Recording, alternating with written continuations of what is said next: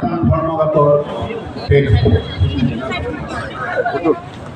আমাৰ কংগ্ৰেছ দলৰ প্ৰদেশ কংগ্ৰেছৰ নেতৃবৃন্দ, মাননীয় বিধায়কসকল, আমাৰ কামৰূপ আৰু গুৱাহাটী মহানগৰ জিলা কংগ্ৰেছৰ সভাপতিদ্বয়, আমাৰ প্ৰদেশ কংগ্ৰেছ জিলা কংগ্ৰেছৰ কৰ্মকৰ্তাসকল, পৰম পূজনীয় ৰাইজ, সাংবাদিক বন্ধুসকল, এইটো কবিতাৰ পৰিৱেশ নহয়, কিন্তু কবিতা বুলি কৈ থকাৰ কাৰণে মই ৰাইজক নহয়, অসমৰ মুখ্যমন্ত্ৰীক এষাৰি কবিতা খালি শুনাব বিচাৰিছোঁ। অসমৰ মুখ্যমন্ত্ৰী হিমন্ত বিশ্ব শৰ্মাক শুনাব বিচাৰিছোঁ,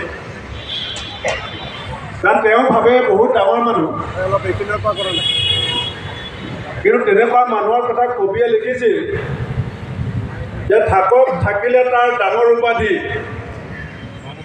থাকক থাকিলে তাৰ ডাঙৰ উপাধি, জগতৰ ফটা ফুটা নাম, কিন্তু তেনে স্বাৰ্থপৰ দূৰ কপলীয়া নাপায় খ্যাতি জনমত, কিন্তু তেনে স্বাৰ্থপৰ দূৰ কপলীয়া নাপায় খ্যাতি জনমত, ধূলিৰ মানুহ মিলি যাব ধূলিৰ লগত। গতিকে এই ধনবল আৰু বাহুবলেৰে বলিয়ান হৈ পেলাই হিমন্ত বিশ্ব শৰ্মা ডাঙৰীয়াই অসমীয়া জাতিৰ চকু পানীক যেনেকৈ ভৰিৰে মোহাৰিবলৈ কুণ্ঠাবোধ কৰা নাই, জাতিৰ চকু পানীৰ ঢলত এই দিছপুৰৰ পৰা বিজেপি চৰকাৰ 2026 চনৰ 10 মে'ৰ পাছত কংগ্ৰেছ দলৰ নেতৃত্বত যাই যে ব্ৰহ্মপুত্ৰৰ পানীত উটুৱাই দিব, সেয়া সংকল্প ইতিমধ্যে অসমৰ কংগ্ৰেছ কৰ্মীয়ে, অসমৰ ৰাইজে লৈছে। কি কৈছিলে হিমন্ত বিশ্ব শৰ্মা ডাঙৰীয়াই? যে 2000 টকা যদি কোনোবাই ঘোষ খায় তেওঁ মুখ্যমন্ত্ৰী থাকোঁতে হিমন্ত বিশ্ব শৰ্মা ডাঙৰীয়াই বোলে বাঘৰ দৰে জঁপিয়াব। এটা পৰিয়ালে হোটেলৰ পাছত হোটেল কিনিছে,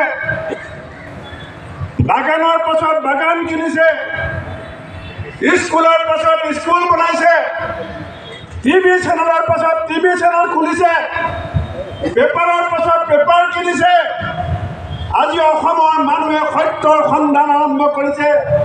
কয়লা চিণ্ডিকেটৰ চৰকাৰ কোন? অসমৰ আটাইতকৈ উপাৰ্জন বেছি কাৰ হৈছে? ভাৰতবৰ্ষৰ ভিতৰত আটাইতকৈ ধনী মুখ্যমন্ত্ৰী হ'বৰ কাৰণে কোন ওলাইছে? এই সত্যৰ সন্ধান আজিৰ পৰা কংগ্ৰেছ দলৰ নেতৃত্বত অসমৰ গাঁৱে ভূঞে চহৰে নগৰে আজিৰ পৰা আমি আৰম্ভ কৰিছোঁ। Debolal Garusa, chief executive member, BJP দলৰ ডিমা হাছাও অট'নমাছ কাউন্সিলত তেওঁ CM, বিজেপি দলৰ নেতা, আৰু তেওঁ পত্নীৰ নামত অট'নমাছ কাউন্সিলে, এফালে অট'নমাছ কাউন্সিলে এগৰাকী পত্নীক কি দিয়ে? অবৈধ চিণ্ডিকেটৰ লাইচেঞ্চ। এফালে এজনৰ পত্নীয়ে পায় PP কিটৰ লাইচেঞ্চ।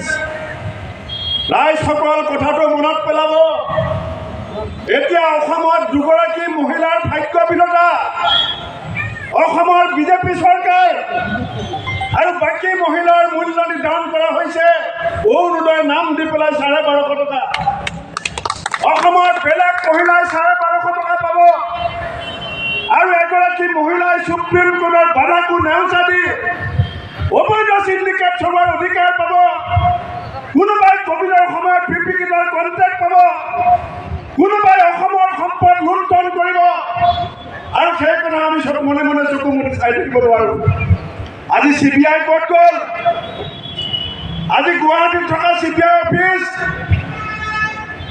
আজি গুৱাহাটীৰ পুলিচ, ডিমা হাছাওৰ পুলিচ ক'লে গ'ল? সুৰংগৰ পিছত সুৰংগ ওলাইছে, সুৰংগৰ পৰা ওলোৱা পানীৰ ঢালত মানুহ ওপৰলৈ উপঙি আহিছে। 5 দিন ধৰি উদ্ধাৰ অভিযানত শ্ৰমিকক বিচাৰি উলিয়াব পৰা নাই। কোনটো সুৰংগ দি গৈ শ্ৰমিক ক'ত সোমাই আছে আজি কোনেও নাজানে। সুপ্ৰিম কোৰ্টৰ বাধা থকাৰ পিছত ইমান সুৰংগ খান্দিলে, পুলিচ ক'ত শুই আছিলে? জিলা প্ৰশাসন ক'ত শুই আছিলে? হিমন্ত বিশ্ব শৰ্মাই কয় অসমৰ মানুহক যে অসমত চিণ্ডিকেট নাই। মুখ্যমন্ত্ৰীৰ ক্ৰেডিবিলিটি কিমান? হিমন্ত বিশ্ব শৰ্মাৰ বিশ্বাসযোগ্যতা কিমান? কংগ্ৰেছ আজি পাপমুক্ত হৈছে।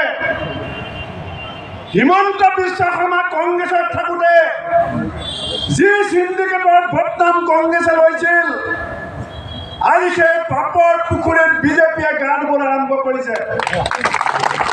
কংগ্ৰেছৰ পৰা যোৱা লেতেৰা পানী গৈ আজি বিজেপিৰ বাজপেয়ী ভৱনত সোমাইছে আৰু বিজেপিৰ পদুম ফুলৰ ৰং লাহে লাহে কয়লাৰ ৰং ল'বলৈ আৰম্ভ কৰিছে।